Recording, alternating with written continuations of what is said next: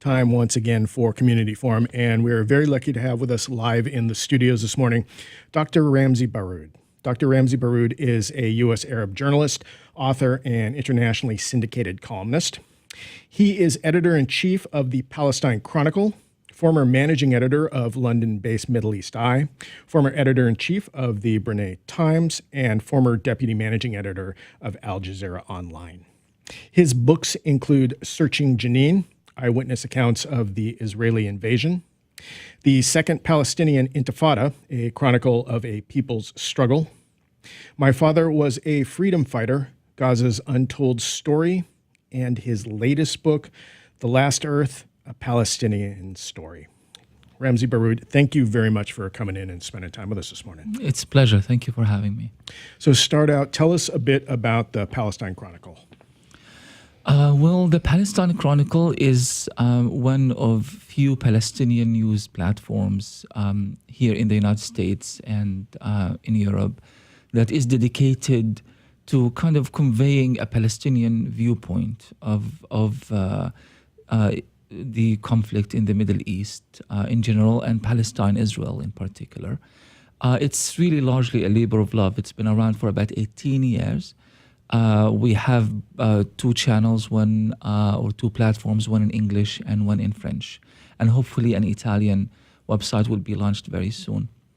In fact, we just relaunched the Palestine Chronicle with a new and exciting format. We have a relatively large readership that's really mostly of people who would like to see a new interpretation of what is happening in the Middle East beyond what we as Palestinians, and rightly so, I believe, perceive as the bias in mainstream media in general, whether Fox News or CNN. Their take on Palestine and Israel have always been skewed and always been unfair. So the best way to deal with it, instead of complaining forever, is to actually create a channel that brings Palestinian voices into the debate and allows them to actually just state things the way they see them. And as a result, with the help and support of our readers, we've been around for this long, and we hope to carry on until, the day comes that there is peace and there is justice in Palestine. All right. And what was your motivation in writing your latest book, The Last Earth, a Palestinian Story? Well, my last book, which should be published in about 2-3 weeks by Pluto Press in London, is that it's kind of a culmination of a genre that I've been pushing for some time now. I've done my PhD on the subject of people's history.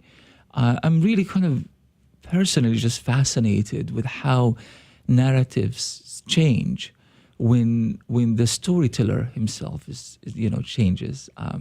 In historiography, historiography is basically the art of telling history from different mediums, different channels, and different historians. For example, the way that we perceive the Vietnam War and what actually happened during the Vietnam War has changed about 3-4 times now.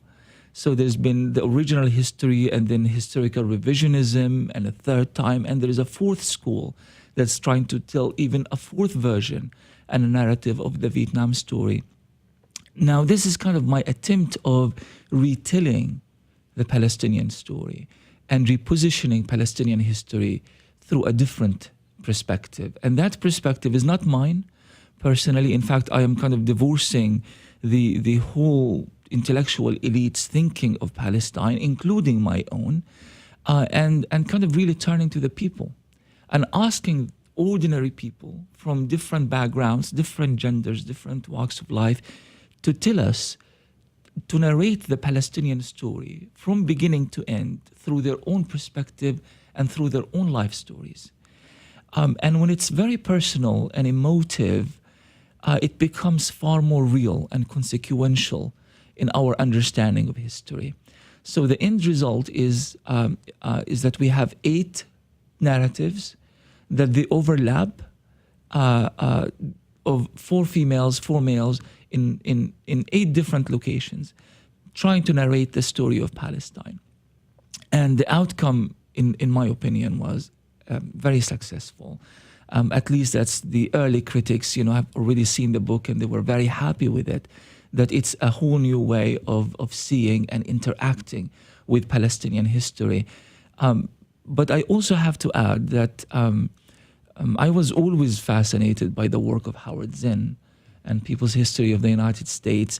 My spin on this version of history is slightly different than how Dr. Zinn dealt with it, or Professor Zinn dealt with it, but it's kind of really more or less it was my own interpretation of his work. And I love the idea that we have someone telling us the story of the slaves and the natives and the people who suffered and died, and it's the history of pain, basically, of the United States. And that's what I wanted to tell, that memory of pain and that history of pain of Palestine, but also the history of the personal triumphs of individuals. It's not only a tragedy, because we don't persist and we don't exist based on our ability to cope with suffering. We can also triumph over pain and over suffering, and we can survive and we can flourish.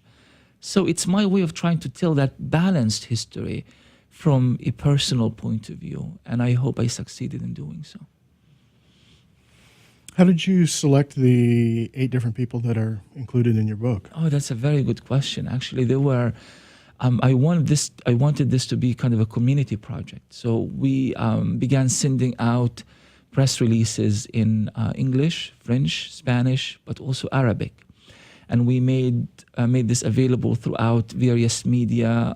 In refugee camps, we had it translated in Arabic and distributed through friends and supporters in refugee camps. And we asked people to share, to answer basic questions that would help us orient their story within the overall mosaic of Palestinian history.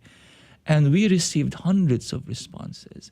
And that's the thing that I think is even more important than the final outcome, is just the process of how we got there. We were not appealing to anybody based on ideological or political point of view or even factional. We were appealing to people as people, Muslims, Christians, males, females, rich, poor, refugees, non-refugees, everybody. How do you see yourself fitting in this overall Palestinian discourse? So even though 8 stories were selected and retold, the fact is these 8 stories are actually an expression of a far wider research that allowed us to talk to at least interview about 80 people. And that's the final number of people we selected for interviews, and those who kind of allowed us to really kind of delve deeper into their lives and share the kind of details we are looking for. Then we scheduled a second set and a third set and a fourth set in some instances of interviews. And those who were capable of writing, we also encouraged them to share their poetries, their stories, their love stories, their family photos. So we really wanted to create an environment that is kind of family-like environment, to put people at ease. It's about you telling me the story. If the story it's a love story, then tell me your love story. If the story is a family of refugees that escaped Syria, Palestinian refugees that escaped Syria during the current war, made it to Turkey and Greece and Siberia and Macedonia and finally Germany, then we want to hear that story. And you don't need to feel obligated to tell us a political narrative either. In fact, I discouraged the people that we interviewed from feeling that, you have to be telling, we don't need slogans, we don't need the political discourse per se, because it's very obvious, the politics of it all. We just need a whole different entrance to tell the political story, but without actually delving in politics. So the outcome was really, it kind of surpassed our expectations in terms of the content that we gathered. Now, of course, the process of how do you tell the story of these individuals or the stories of these individuals without imposing your own voice on them, it was really quite a challenge. So the outcome is that you will find that each story, even though there is this kind of overlapping that allows the reader to read the book as if it's a novel, each chapter has a very unique voice of the individual who is telling that story. To give you an example, there is this Palestinian fighter who pretty much fought in every war you can think of, including the Iraq War.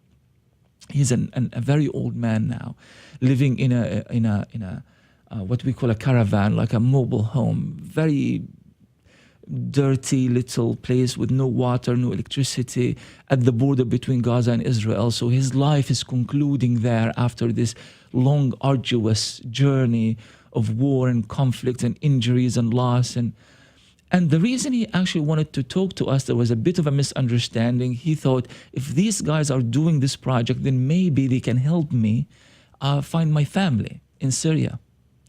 And we thought, okay, we will try to help because now we have this massive network.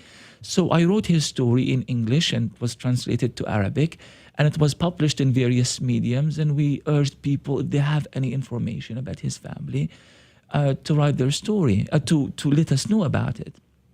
Sadly, there was no positive outcome until today. But then what happened is, I asked him, I said, can you write a letter, personal letter, with personal references that when it's out there, maybe your family will know this is you and it's coming from you.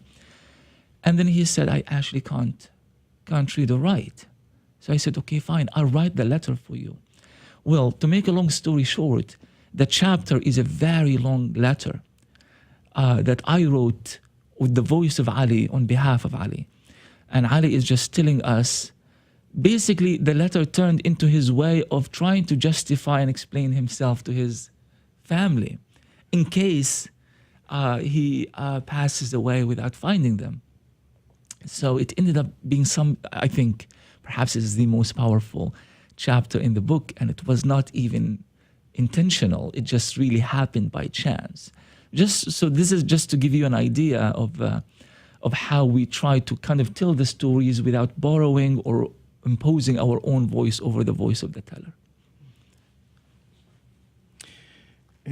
Talk about the importance of giving a platform to Palestinians to discuss what is going on in Palestine, as opposed to so many platforms that are out there who are supportive of Palestine and your struggle, yet are inevitably outsiders, making comments. Right. So, Palestine kind of really spurs all sorts of feelings in people for various reasons, and we don't necessarily have to talk about that, but it's either you are pro or against.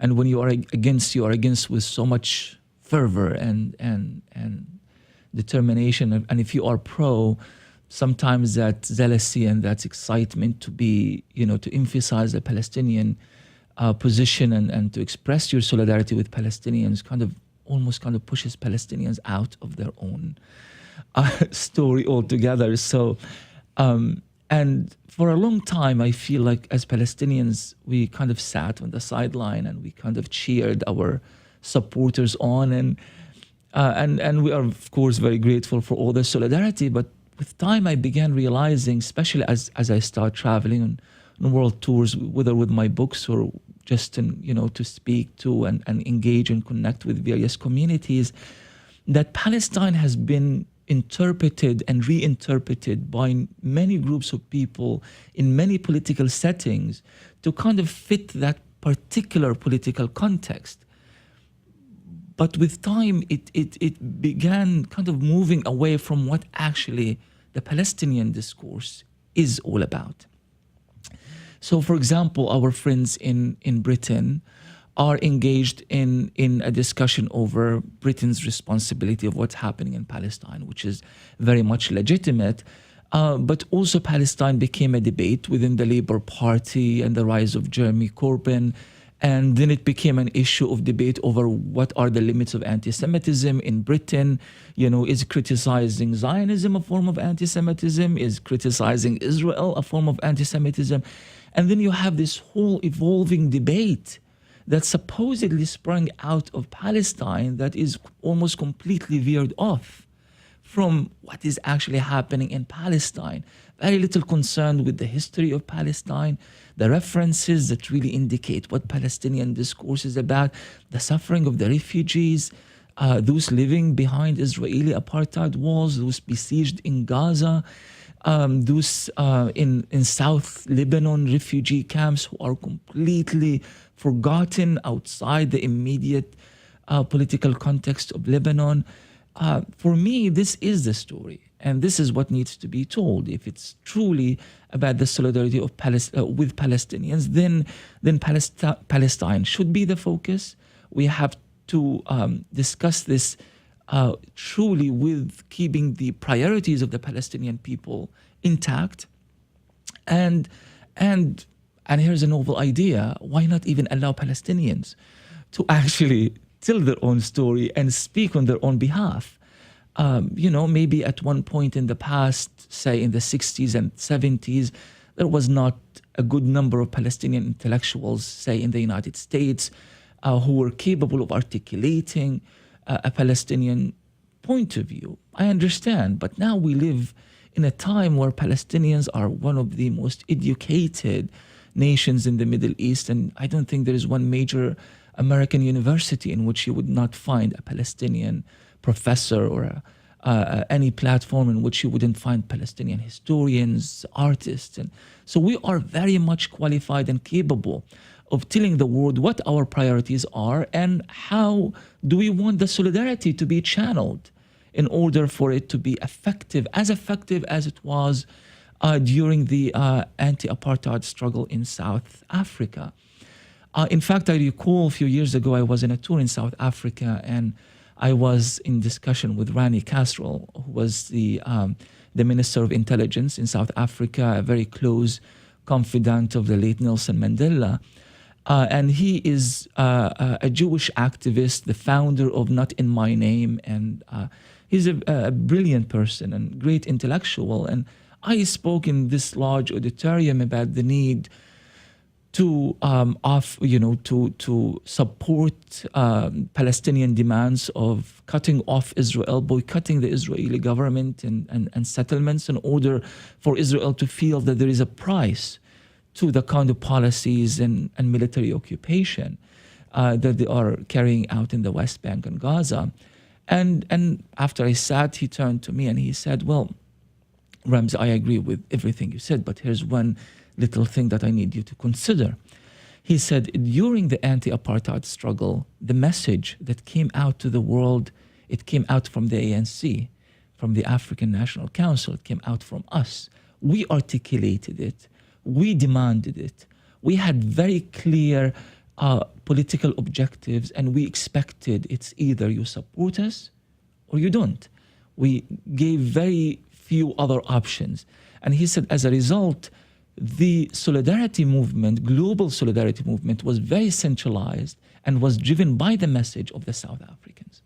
He said, your challenge now, you and your peers, is to be able to articulate that centralized message and to take it to the world and let solidarity be channeled through that. So I understand that this is a mission for us Palestinians to work on, but also our message to our friends all around the world is really try to align your message as closely as possible to the message made by our civil society movements, for example, 10 years ago demanding the boycott of Israel. We have clear centralized messages coming out from various Palestinian communities that are very clear on what we want from the solidarity movement. So stay as close to our message as possible for this to be true and authentic form of solidarity. And this is why my book is my book is not unique in a sense that it's part of a new movement of new historians in Palestine, where we are realizing that we got engaged in this endless political discourse about a peace process, one state, two states, and all of this. And in the process of doing so, we alienated many people around the world who do not want to be engaged in a frivolous political discourse, to be entirely honest, and they want to actually understand Palestine in a more personal, more emotive sort of way. And that's why we are trying to personalize our discourse, and we are trying to provide this form of new history, people's history in particular, to retell and reposition and reorient the Palestinian narrative altogether. So, in reclaiming this history, what do you foresee in the near future in light of the extra focus that has occurred from Donald Trump proposing to move the U.S. Embassy to Jerusalem, for instance? Right. So Donald Trump's decision to move the U.S. Embassy is not as outrageous as it may seem, in the sense that every U.S. administration has repeatedly, including the Obama administration, repeatedly reassured Israel about Jerusalem being its undivided, eternal capital. The U.S. Congress passed a law, a public law, in 1995 called the Jerusalem Embassy Law, where they called for moving the American embassy from Tel Aviv to Jerusalem, of course, in defiance of international law, but not as if that really ever mattered so much to the U.S. administration. But that was delayed. That move was delayed, even though it was concurred and confirmed by all administrations, because, well, the status of Jerusalem needs to be left in some sense. We don't want to preclude the peace process. Not because really they cared so much about Palestinian rights in Jerusalem, because the peace process was the American platform to impose its leadership on the Middle East. Without peace process, there is no political intervention of the U.S., in which they determined their relationship with all the parties in the Middle East. If you are with the peace process, then you are moderate and you are a friend of the United States. If you are against the peace process, you are an enemy and you are radical and you are an extremist. Now, of course, it didn't dawn on anyone to think, but there is really no peace process. So we are really just dealing here with just a notion, just a political notion that is there to serve a very specific political purpose with absolutely no relevance to what is actually happening on the ground. So what Trump has done in his outrageous kind of political style is like, okay, that doesn't make any sense. We all love Israel. We all support Israel. We're all united on Israel. And he's trying to get some capital from the Congress that has been divided over his first year of governing the country or running the country. And he wanted to kind of get a moment of peace with mainstream media, which loves Israel, and a moment of peace with the U.S. Congress that is united in its love of Israel as well. So he thought, well, what are the consequences? What could Palestinians with their powerless leadership and, we don't have that kind of strategic interest with Palestinians to care that much. So he made that move that resulted in protests and Israeli violence and over 15 people were killed so far and hundreds of people injured and nearly 1,000 person arrested. Again, not as if that is really ever a factor that will influence U.S. foreign policy. But I think in some strange way, it might have kind of really helped Palestinians kind of define this strange, bizarre era in U.S. foreign policy. This whole idea that Palestinians are chasing after a peace process that never was, waiting for American handouts to kind of just keep them going and, for slightly longer. This has been going on for 25 years. And there is no Palestinian unity, because whenever Palestinians try to unite, the U.S. would say, well, we will withhold funds. The Congress will say no money. You can starve now. So then it's like, okay, fine, then they disunite and so forth and so on. We've been in this state of arrested development for the last 25 years and nothing is happening. So maybe in some strange way, even though Trump had ill intentions, maybe this is going to lead to a new discussion in Palestine. So now what? The U.S. is not there with the carrot dangling all the time with few dollars here and there. And maybe it's actually time for us to pay heed to the aspirations of our own people and the future of our own people. So in some strange way, I think this is a moment for Palestinians to really try to reclaim their own political decision-making, finally. And do you foresee that they will?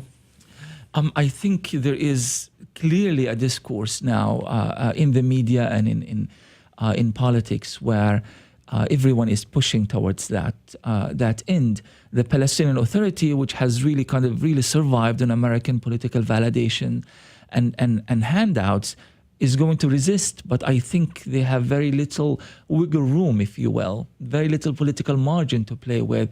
So I do hope that the outcome is going to be towards a greater Palestinian unity. But on the other hand, I think if the Palestinian leadership refuses to really become more inclusive and unify its ranks, I think it's really a form of political suicide, because they have very few options at that point. How much influence do people like yourself, a Palestinian living outside of Palestine, have on this? Right. So we, as an individual, I don't have the kind of influence that can make a whole lot of difference. But as a member of a movement, and by a movement I don't mean a political movement or a faction per se, but just a collective way of thinking. I think I come from quite a large and widening movement of people who articulate their viewpoint differently. But I think at this point we are the majority, in fact. If you think about it, every public opinion poll that comes out shows that the current Palestinian leadership is absolute minority. They are struggling, and they are, again, really, if it were not for Israeli support and American handouts and political validations, they would have swept away within days. They would have not existed.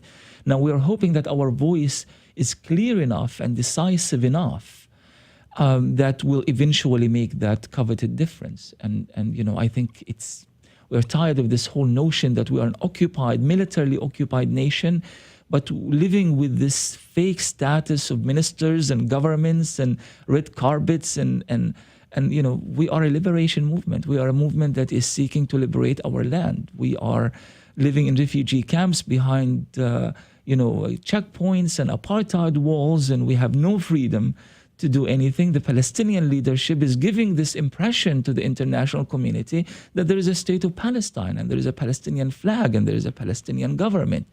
But you can't be a true sovereign government if you exist with the support of your occupier under military occupation. That's the point we want to make very, very clear, I think. And I think it's becoming clearer right now, not just within the region, but internationally as well. I think it's the U.S. pretty much is the only government, really, with the support of few islands in the Pacifics, that are not getting it, that the international community is fed up with this type of thinking, and they realize nothing has been achieved in Palestine, and there is time for the international community to actually do something about it. Otherwise, apartheid is going to perpetuate in Palestine, but also the Middle East would remain a conflict zone for as long as Palestinians are occupied. Talking with Ramzy Baroud. He is editor-in-chief at the Palestine Chronicle and author of the new book, The Last Earth, A Palestinian Story.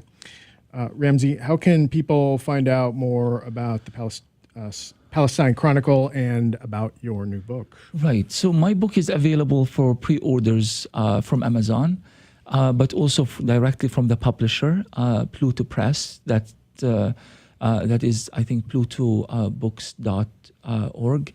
And it's also available from the University of Chicago Press as well. My website, my personal website, is Ramzy Baroud, that's RAMZY BAROUD.net, where there will be information about my book tour starting in Washington State on February 20th in the city of Olympia, where I will have my initial book launch, and you will have more information about my other books and my writings as well. And of course, you can always go to PalestineChronicle.com. All right. Well, with that, we are unfortunately out of time. I want to thank you very much for coming in and spending time with us this morning. Thank you for having me, Mike.